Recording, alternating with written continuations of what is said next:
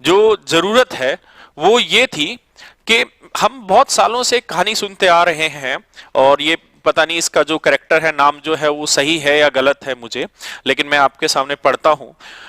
हम हमेशा से सुनते आ रहे हैं कि कोटा में लगातार आत्महत्याएं होती रहती है, बच्चा इतना प्रेशर में आता है, लगातार आत्महत्याएं होती है, और हर साल पांच छह बच्चा सुसाइड कर लेता है।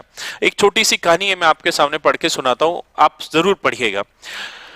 कोटा में आत्महत्या करने वाली छात्र, एक नाम है कीर्ति लिखा हुआ है, मुझे नहीं पता ये नाम सच है क्या झूठ है, ने अपने सुसाइड नोट में लिखा था, मैं भारत सरकार और मानव संसाधन मंत्रालय से कहना चाहती हूं कि अगर वो चाहते हैं कि कोई बच्चा ना मरे तो जितना जल्दी हो सके एजुकेशन सिस्टम को बदल दें।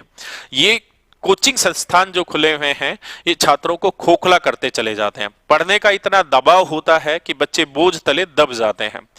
उस लड़की ने लिखा है कि वो कोटा में कई छात्रों को डिप्रेशन और स्ट्रेस से बाहर निकालकर सुसाइड करने से रोकने में सफल हुई। यानी जिस लड़की ने सुसाइड किया उसने लिखा है कि मैंने बहुत सारी लड़कियों की और बहुत सारे बच्चों की हेल्प की कि वो इस स्ट्रेस से और दबाव से बाहर निकले, लेकिन खुद को नहीं रोक सकी। बहुत लोगों को विश्वास नहीं होगा कि मेरे जैसी लड़की जिसके 90% मार्क्स हों वो भी सुसाइड कर सकती है, लेकिन मैं आप लोगों को समझा नहीं सकती कि मेरे दिमाग और दिल में कितनी नफरत भरी है इस एजुकेशन सिस्टम के प्रति। अपनी माँ के लिए उसने लिखा, आपने मेरे बचपन और बच्चा होने का फायदा उठाया और मुझे विज्ञान पसंद करने के लिए मजबूर करती रही। मैं भी विज्ञान पढ़ती रही ताकि आपको खुश रख सकूं। मैं क्वांटम फिजिक्स और एरोफिजिक्स, एस्ट्रोफिजिक्स जैसे विषयों को पसंद करने लगी और उसमें ही बीएससी करना चाहती थी। लेकिन मैं आपको बता दूं कि मुझे आज भी अंग्रेजी साहित्य और इतिहास बहुत अच्छा लगता है, क्योंकि ये मुझे मेरे अंधकार के वक्त में मुझे बाहर निकालते हैं। कीर्ति अपनी मां को चेतावनी देती है कि इस तरह की चालाकी और मजबूर करने वाली हरकत 11वीं क्लास में पढ़ने वाली छोटी बहन से मत करना। वो जो बनना चाहती है और जो पढ़ना चाहती है उसे वो करने देना, क्योंकि वो उस काम में सबसे अच्छा कर सकती है जिससे वो प्यार करती है।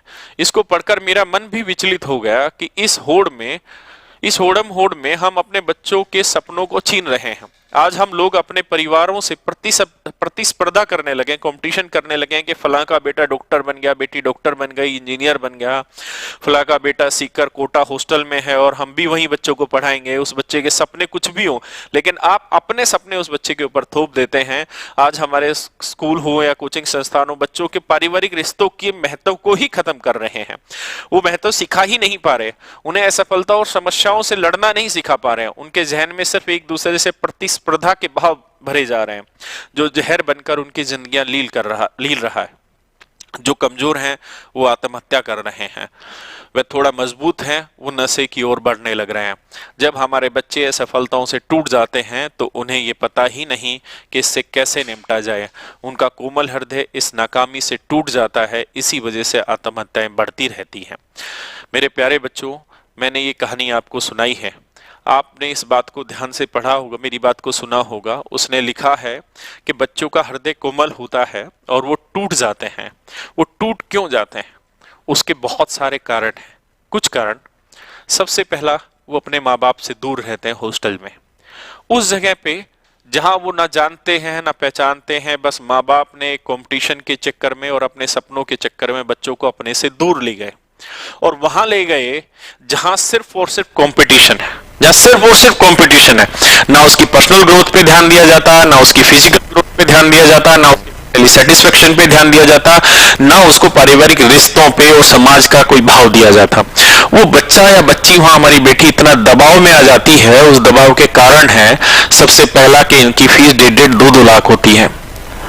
जब इतनी ज्यादा फीस इनके पास होती है और कोई पेरेंट्स जो एक साधारण परिवार का व्यक्ति है वो अपने बच्चों पे अगर 1.5-2 लाख रुपए फीस जमा करता है, साथ में वहां हॉस्टल में रहना खाने पीने की फीस जमा करता है, तो ये उनके लिए सच में बहुत मुश्किल हो जाता है। वो पेरेंट्स धीरे धीरे उस फीस के नाम का दबाव बनाना शुरू कर देते हैं उन बच्चों के ऊपर। दूसरी चीज, वो बच्चे अपने माँ बाप से दूर रहते हैं तो जब उनके ऊपर डिप्रेशन धीरे धीरे हावी होने लगता है तो उनको कोई कंधा देने वाला नहीं मिलता, उनको कोई समझाने वाला नहीं मिलता।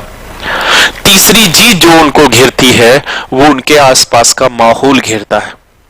आप जानते हैं कि आज भी इस समाज में कितने साइकोपैथ घूमने लग रहे हैं, कितने पागल लोग घूम रहे हैं। जिनको कुछ नहीं पता वो क्या करने वाले हैं। आज आप देखिए जितने रेपिस्ट हैं, जितने ये मर्डरर हैं, ये कौन है? ये वही व्यक्ति है जो दिमागी रूप से संतुलित नहीं है। आज के टाइम में एक स्कूल गोइंग स्टूडेंट नशे की लत में क्यों पड़ रहा है? क्योंकि आपने उसकी कैपेबिलिटी से ज्यादा उसके ऊपर भार डाल दिया। लेकिन इसका मतलब क्या कि हम बच्चे को ना पढ़ाएं? इसका मतलब क्या कि हम बच्चे को ना पढ़ाएं, हम उसको कंपटीशन ना कराएं? ना, पढ़ाइए, लेकिन उसकी रुचि के हिसाब से पढ़ाइए। उसको एटलीस्ट वो एनवायरनमेंट दीजिए जिसमें वो इस स्थिति पे ना जाए। अरे आप ये सोचिए कि वो 15-16 साल की बेटी जब आत्महत्या कर लेगी तो 15-16 साल आपने जो उसे पाला है, जो उसे बड़ा किया है, क्या वो सिर्फ आपके एक झूठे सपने की वजह से वो अपनी जिंदगी दे देगी? आप तो कातिल हो गए उस चीज के लिए। भाई मेरे बेटे की, मेरी बच्ची की जिंदगी के पे अधिकार मेरा नहीं है, वो अधिकार उसका है।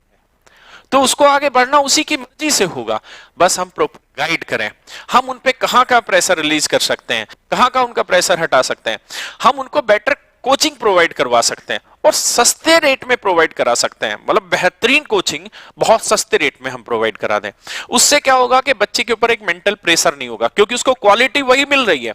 दूसरी चीज उसके घर के नजदीक मिलने लग रही है, वो डाउट सेशन वहां पे क्लियर कर सकता है और बहुत सारा छात्र अपने माहौल में ही रह के काम कर सकता है। हम भी सरकारी स्कूल से पढ़े हुए हैं और आज इस मुकाम पे पहुंचे हैं। क्या सारे ही प्राइवेट स्कूल के बच्चे भी इतने बड़े मुकाम पे पहुंचे? नहीं। मैं जिस माहौल पे हूं, धीरे धीरे मैं उसी माहौल से उठना सीखूंगा तो मैं बड़ा हो पाऊंगा। अगर मैं अपने एकदम से अपने माहौल को बदल के और बहुत बड़े एक सोशल सेटअप में चला जाऊंगा तो या तो मैं कोलैप्स हो जाऊंगा ऐसी स्थिति में।